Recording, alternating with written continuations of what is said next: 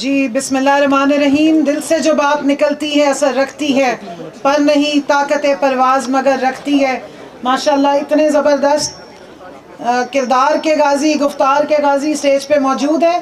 میں صرف اتنی بات کروں گی. سب سے پہلے میں شکریہ ادا کروں گی رؤف حسن صاحب کا، ہمارے secretary information P T I, ان کے ساتھ ہمارے چیئرمین صاحب بیٹھے ہیں. اور میں آپ سب سے یہ ضرور بیان کروں گی کہ پاکستان تحریک انصاف ایک وہ طاقت ہے، ایک وہ سیاسی پارٹی ہے جس کو اللہ نے بہت معجزوں سے نوازا ہے. سب سے پہلے تو ہمارا لیڈر اللہ نے مہربانی کی ہے کہ پاکستان میں ہم سوچا کرتے تھے کہ علامہ اقبال کیسے ہوں گے، قائد اعظم کیسے ہوں گے، ہمارے جو پہلے جنہوں نے پاکستان بنایا تھا وہ لیڈر کیسے ہوں گے. تو جب ہم اپنے خان کو دیکھتے ہیں تو ہمیں ان سب کا منبع ان میں نظر آتا ہے، ہمیں ان سب کی ریفلیکشن نظر آتی ہے.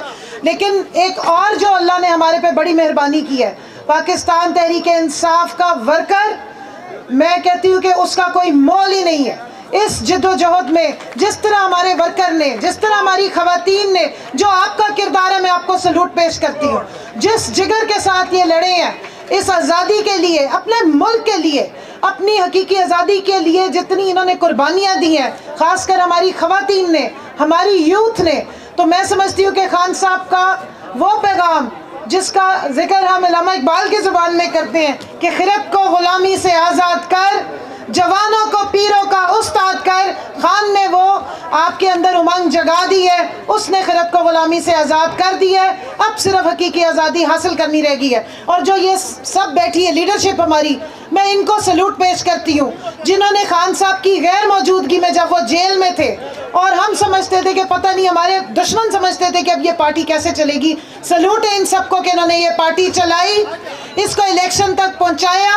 اور ان لوگوں کے دانت کھٹے کیے جو کہتے تھے کہ پاکستان تحریک انصاف کی ٹکٹ لینے والا کوئی نہیں ہوگا. الحمدللہ پاکستان تحریک انصاف نے کہ 3,500 امیدوار بھی پاکستان کی تاریخ کا سب سے ایک بڑا ہسٹری بنی ہے کہ ٹکٹ لینے والوں کی لائنیں لگی ہوئی تھی اور ہمیں سمجھ نہیں آ رہی تھی کہ کس کو دینی ہے ٹکٹ اور کس سے روکنی ہے.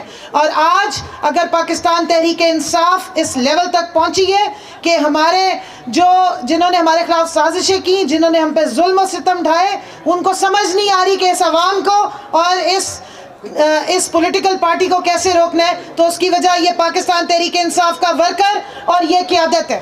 اور میں خاص سلوٹ پیش کروں گی رؤف حسن صاحب کو، جنہوں نے ہمارا نیریٹو، جو کور کمیٹی کی میٹنگز کا نیریٹو، جو بیانیہ تھا، وہ ورکر تک پہنچایا. اور سلام ہے اس ورکر کو کہ جس نے اپنے لیڈر کی آواز پہ ہمیشہ لبیک کہا.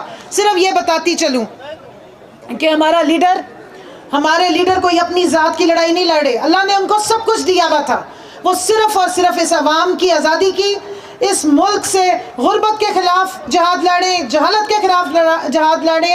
اور جو ایک غلامی کا توق ہمارے گلے میں جو ہمیں نظر نہیں آتا تھا، وہ ہمیں اچھی طرح نظر آ گیا، وہ اس کے لیے کھڑا ہے. اور میں آخر میں صرف اتنا کہوں گی کہ محمد سے وفا تو نے تو ہم تیرے ہیں، یہ جہاں چیز ہے کیا لوح و قلم تیرے ہیں. ہمارا لیڈر اللہ کی مہربانی سے وہ لیڈر ہے جو دنیا میں ناموس رسالت کا محافظ بھی بنا. اسی مارچ کے مہینے میں 15 مارچ وہ دن ہے جس کو ہم فخر سے مناتے ہیں. تو جس نے محمد کی محبت پوری دنیا میں اجاگر کی ہے، بتایا ہے کہ ہمارے نبی کی ناموس کی حفاظت کرنی ہوتی ہے، ہمارے دل دکھتے ہیں، اللہ نے اس سے تخت و تاج لے کے بھی اس کو لوگوں کے دلوں میں حکمران بنا دیا ہے. یہ وزیر اعظم کی کرسی کے لیے ہم محتاج نہیں، ہمارا لیڈر محتاج نہیں، یہ کرسی عمران خان کی محتاج ہے. انشاءاللہ بہت جلد ہمارے لیڈر باہر آئیں گے، ہم سب مل کے انشاءاللہ تعالیٰ ان کی اسی طرح کی حلف برداری کی تقریب میں کھڑے ہوں گے اور نعرہ لگائیں گے، کون بچائے گا پاکستان، کون بچائے گا پاکستان،